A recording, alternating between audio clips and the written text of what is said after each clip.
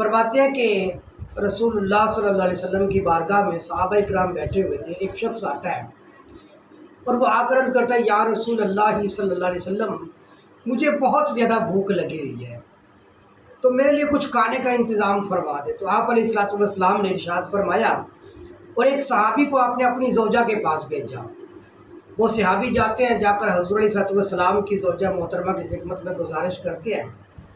پھر آگے سے جواب لے کر آتے ہیں, عرض کرتے ہیں کہ حضور آپ کی زوجہ محترمہ کی طرف سے یہ کہا گیا ہے کہ گھر میں پانی کے سوا کچھ بھی نہیں ہے. پھر آپ علیہ الصلوۃ والسلام نے کسی اور زوجہ کی طرف پیغام بھیجا تو وہیں سے بھی یہی جواب آتا ہے. تو حضرت سیدنا ابو ہریرہ رضی اللہ تعالیٰ عنہ روایت کرتے ہیں کہ آپ علیہ الصلوۃ والسلام نے ارشاد فرمایا بھی کون شخص ہے جو اس بندے کو کھانا کھلائے گا, اللہ تبارک و تعالیٰ اس پر اپنی رحمت کو نازل فرمائیں گے. تو سیدنا ابو ہریرہ رضی اللہ تعالیٰ عنہ روایت کرتے ہیں کہ پھر اس مجلس میں سے ایک شخص کھڑا ہوتا ہے, عرض کرتا ہے یا رسول اللہ صلی اللہ علیہ وسلم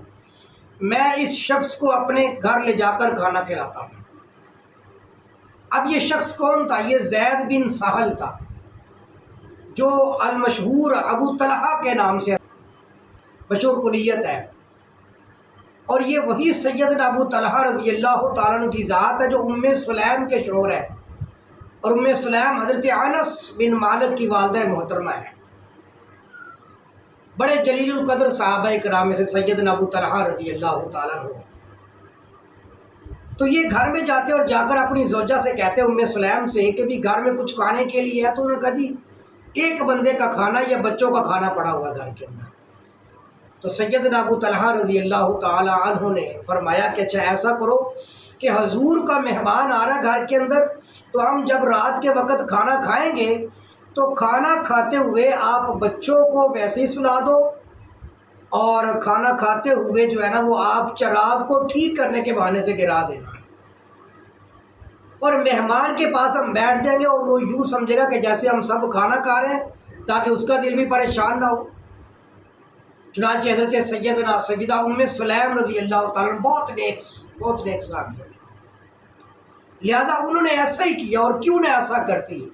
یہ ام سلیم اتنی نیک خاتون تھی, حضور علیہ الصلوۃ والسلام کے زمانے میں اتنی نیک صحابیہ تھی کہ جب سیدنا ابو طلحہ فرماتے ہیں کہ میں نے ام سلیم کے گھر میں پیغام بھجوایا نا نکاح کا, تو ام سلیم نے فرمایا کہ ابو طلحہ تم بہت اچھے آدمی ہو, تمہارے جیسے آدمی کا پیغام نکاح ہے تو انکار نہیں کرنا چاہیے, لیکن بات یہ کہ میں نے اسلام قبول کر لیا ہے اور تم کافر ہو اور ایک مسلمان کی کافر کے ساتھ شادی نہیں ہو سکتی. اگر تم اسلام قبول کرتے ہو تو یہ اسلام قبول کرنا ہی میں اپنا مہر سمجھوں گی تمہارے لیے. لہذا اسی بنیاد پر سیدنا ابو طلحہ رضی اللہ تعالیٰ عنہ پھر اسلام قبول کرتے. اس سے آپ اندازہ لگائیں کہ حضرت ام سلیم کس قدر نیک ہوگی. تو ام سلیم نے پھر رات کے وقت کھانا کھاتے ہوئے وہ چراغ اپنے ہاتھ سے گرا دیا. اب یہ ام سلیم بھی پاس بیٹھی ہوئی ہیں, سیدنا ابو طلحہ بھی پاس بیٹھے ہوئے ہیں, اور اندھیرا ہے اور مہمان بھی یہ سمجھ رہا ہے کہ ہم سب سارے مل کر کھانا کھا رہے ہیں. اب یہ واقعہ اللہ تبارک و تعالیٰ کی ذات کو اتنا پسند آیا کہ اللہ تبارک و تعالیٰ نے صبح کے وقت قرآن مقدس کی آیات کو نازل فرما دیا.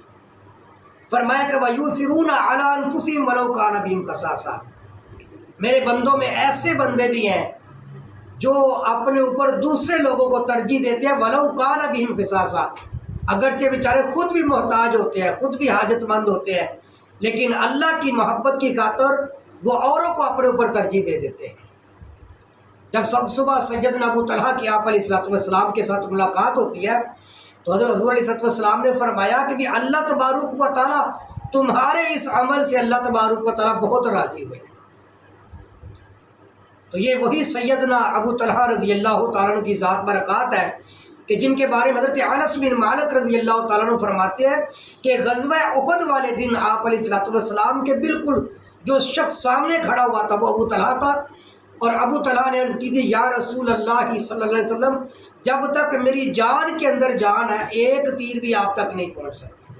اسی طرح ایک اور ان کی فضیلت یہ بھی ہے کہ جب آپ علیہ الصلوۃ والسلام نے حجۃ الوداع کے موقع پر آپ نے جب اپنے زلف مبارک کٹوائی تو آپ علیہ الصلوۃ والسلام نے داہنی طرف کے جتنے بال تھے آپ نے صحابہ کرام میں تقسیم فرما دیے. کسی صحابی کو ایک آپ نے عطا کیا، کسی کو دو صحابہ کرام میں سے عطا کیے گئے.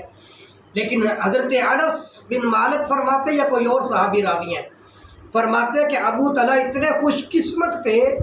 کہ آپ علیہ الصلوۃ والسلام نے اپنے سر کے داہنی طرف کے بال صحابہ کرام میں تقسیم کر دیے، کسی کو ایک مل رہا ہے، کسی کو دو مل رہے ہیں. لیکن سیدنا ابو طلحہ اتنے خوش قسمت تھے کہ آپ علیہ الصلوۃ والسلام کے سر کے بائیں طرف کے جتنے بال تھے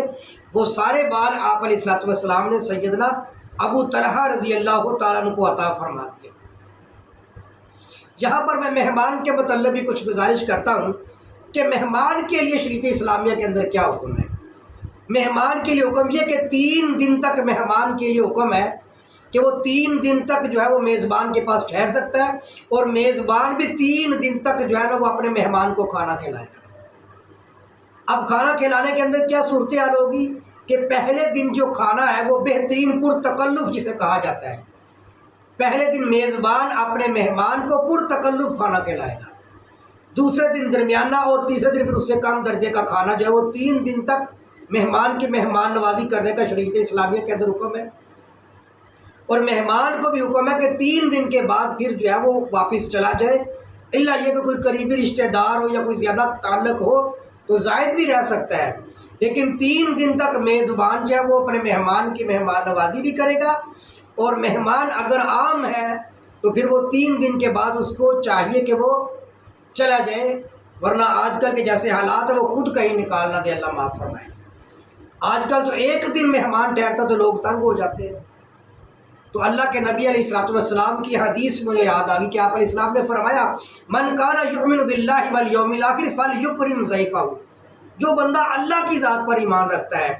فلیکرم، اور آخرت پر ایمان رکھتا ہے فلیکرم ضیفہ، تو وہ اپنے مہمان کا اکرام کرے.